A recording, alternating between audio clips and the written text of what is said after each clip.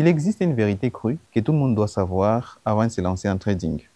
Et si on s'est déjà lancé en trading, on doit savoir cette vérité pour avoir la force de continuer, malgré l'absence des résultats. Avant de vous parler de la chose en question, je vais d'abord vous raconter une petite histoire. Pas plus tard qu'avant-hier, une personne m'a contacté sur Instagram. Elle a envoyé un simple message: bonjour, et félicitations pour tout ce que tu fais. Après ça, j'ai découvert que c'est mon professeur. Et pas n'importe quel professeur, c'est mon professeur qui m'a enseigné la mathématique financière. Si vous ne savez pas, j'ai fait la finance à l'université et ce sont mes travaux universitaires qui m'ont amené à découvrir le trading.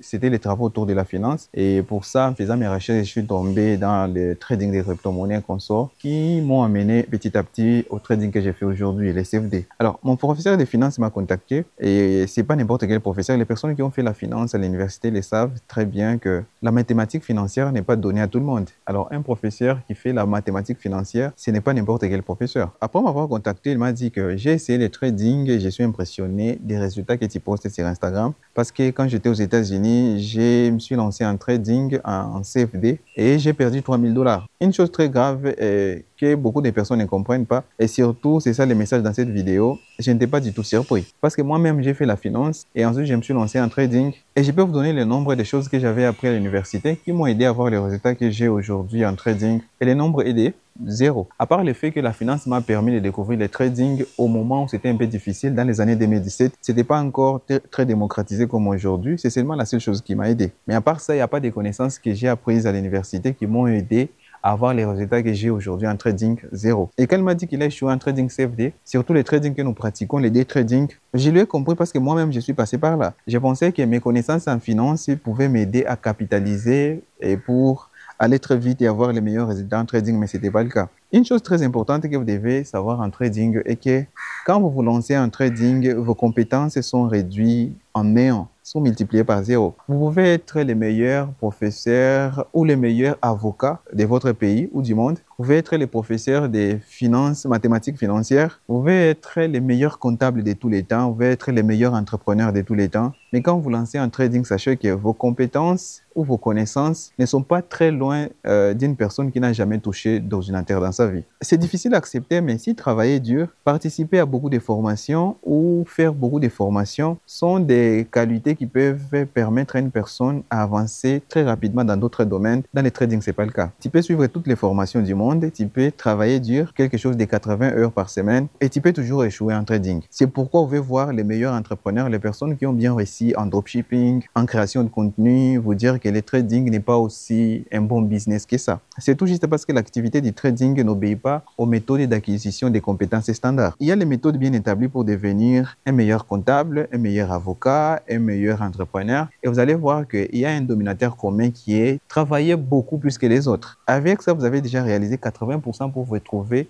au sommet de la liste. Mais en trading, ce n'est pas les personnes qui tradent tous les jours, qui suivent une nouvelle formation toutes les semaines qui réussissent. Alors, pour devenir un meilleur trader, ce n'est pas question d'acquérir beaucoup de connaissances, parce que dans d'autres domaines, bien sûr, c'est lui qui connaît beaucoup, c'est celui qui est meilleur par rapport à d'autres. Mais en trading, tu peux savoir beaucoup de choses et ne pas avoir les meilleurs résultats qu'un trader qui connaît seulement une seule stratégie. Et en trading, il y a les personnes qui ne savent pas définir un actif financier, mais ils ont les meilleurs résultats parce qu'ils ont aussi maîtrisé une seule chose qui a fonctionné pour eux et ils ont capitalisé là-dessus. Et si vous voulez devenir un entrepreneur à succès, savoir une seule chose ne sera jamais suffisant pour devenir un entrepreneur à succès. Et quand on se lance en trading, on a cette mentalité de savoir que je dois apprendre beaucoup, je dois lire beaucoup pour avoir les meilleurs résultats en trading. Et comme ça, on se retrouve avec les personnes qui pensent comme les entrepreneurs. S'il échoue, il obtient des stop-loss, qu'est-ce qu'il va faire? Il va revenir et apprendre encore. Puis il va encore se lancer en pratique.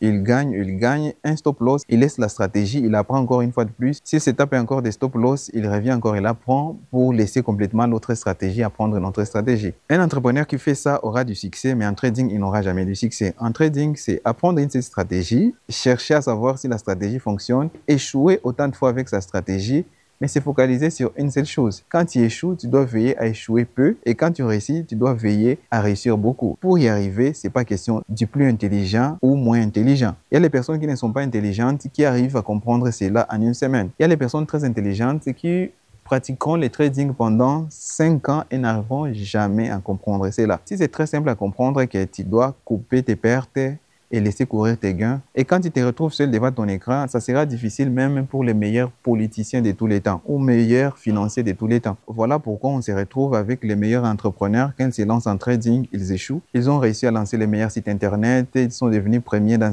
je ne sais pas dans quel domaine. Ils se disent que maintenant je vais me lancer les défis, maîtriser le trading. Quand ils se lancent en trading, ils échouent. Certaines personnes acceptent qu'ils ont échoué. Et d'autres n'acceptent pas tout simplement, ils vont commencer à donner toute la responsabilité, à laisser la responsabilité à l'activité du trading, que l'activité du trading est ceci et c'est là. Une chose que vous devez savoir avant de vous lancer en trading est que toutes les compétences que vous avez en dehors de l'activité du trading seront réduites en néant. Et avec tous vos récits du passé, vous serez humilié par les marchés jusqu'à ce que vous compreniez que les compétences des meilleurs traders sont totalement différentes, soit opposées aux compétences des meilleurs d'autres activités. Alors, si vous voulez vous lancer en trading ou vous êtes déjà lancé en trading, comme c'est le cas de plusieurs personnes aujourd'hui en 2025, mon conseil sera oubliez toutes les compétences que vous avez eues et commencez à apprendre comme un bébé en trading. Parce que si vous ne suivez pas mon conseil, au moins les marchés, lui, va vous les rappeler tous les jours jusqu'à ce que vous acceptez cette réalité. Être un meilleur comptable, être un meilleur avocat, être un meilleur financier ne fera pas de vous nécessairement un meilleur trader.